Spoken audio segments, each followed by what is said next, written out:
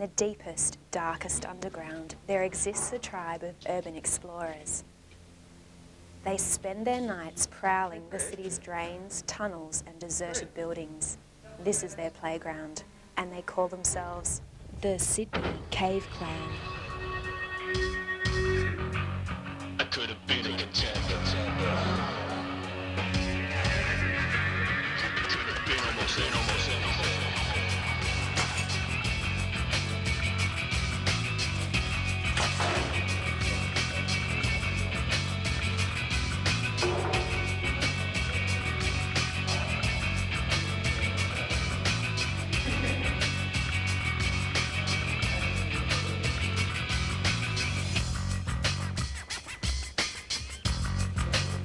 I could have been a contender.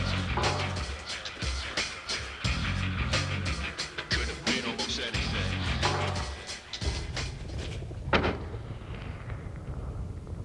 It's not an organisation, it's a disorganisation.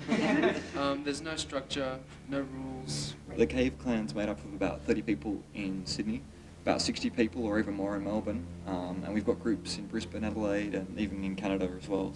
We will do anything to get into a tunnel. Members of the clan come from a variety of backgrounds, from students to geologists to the unemployed. They keep in touch via their website and their monthly magazine, Il Drano. The Cave Clan currently know of more than about 300 locations in Sydney that we explore.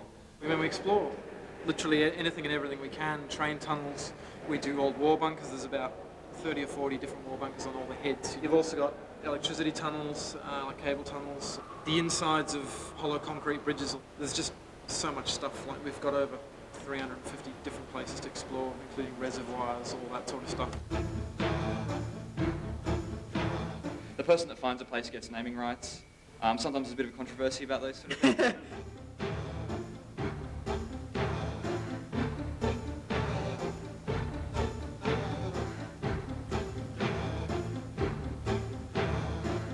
Everyone has a different reason for going underground, but we all tend to gravitate to this one group. What brings us together is basically the ability to go underground and disappear and get into places that people shouldn't go into or people don't know about. I'm about to go and meet the clan and go on my very first expo. I'm going to be going down a drain in Marrickville, and I'm a little bit concerned because there's some rather scary looking rain clouds over there, and I think I just heard some thunder, but I'm sure I'm in good hands, so wish me luck.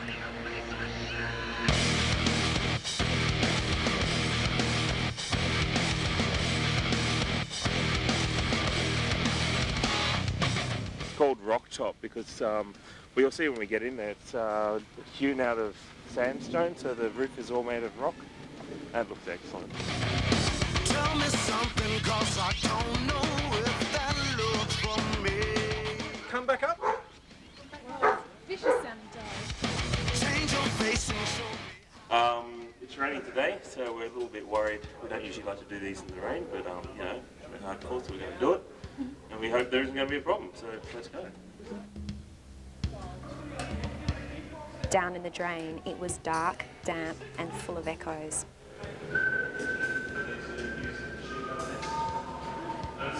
Each member signs up at the first feature or landmark. This feature was called the Pisser, for obvious reasons. Yeah, calcium carbonate coming out of the balls here. This was the pisser. It's a fairly boring feature. I mean, you've got heaps of better features in other drains. I mean, it's Marrickville, what can you expect? But the thrills of clanning aren't without danger, and often the risks are high. Many clan members have been injured while exploring. I put my hand through a broken window at White Bay. He also popped a lung being down a tunnel that had all this bad gas in it. I fell out a window, a 7-foot high ledge, I fell off and crushed my arm. We don't wear helmets, so like, for example, when I got hit in the head by a 60 kilogram hatch, I was kind of out of it for a little while, but I recovered. We continued down the tunnel, while outside it was raining hard. It's just interesting to have a look up and see how far down we are and go, wow.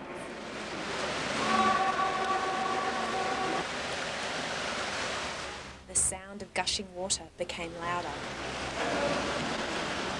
Hear the noise of the water rushing in?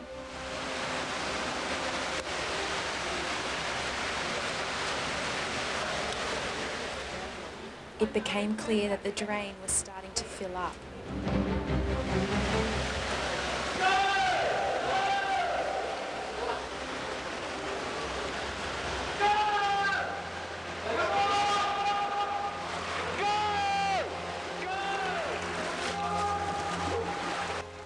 The entrance to the drain was a ramp, and this created a waterfall, making it impossible for us to get up. Finally, ropes were thrown down to us and we pulled ourselves out. As a first timer at this, it was incredibly terrifying. If you can check me out, I'm completely soaked, and if you can see, I'm still shaking right now. It usually doesn't happen, but I think the moral here is don't go draining when it's raining. Yep, that's it.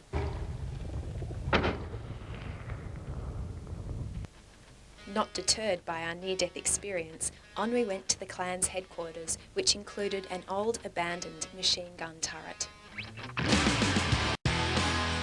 This we used to defend the shores along here back in World War II. Now it's just abandoned and we come to play. Storming through the party like my name was El Nino. Hanging out, drinking in the back without the meter. As a kid, was a skid. No one knew me by name. Trashed my own house party. That's one of the things I like about the cave plan, is that it's free. You know, in the city or wherever you've got to pay to do anything, and we just go out and have fun for free. I just like finding things. Like, the best thing about Cave Plan is finding new stuff. Sort of discovered it one day and put some ropes down it and had a look, and it's a very, very deep shaft, probably the deepest that we know of. Not something that we explore very often, but yeah, it's something that we were quite amazed to find.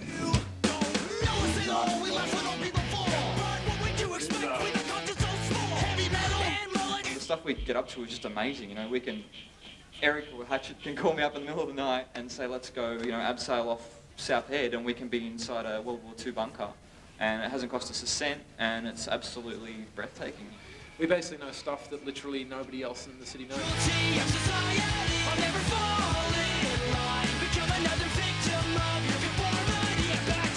But I mean, at the end of the day, it's better us running around underground than causing trouble or, you know, destroying our livers at a pub, basically.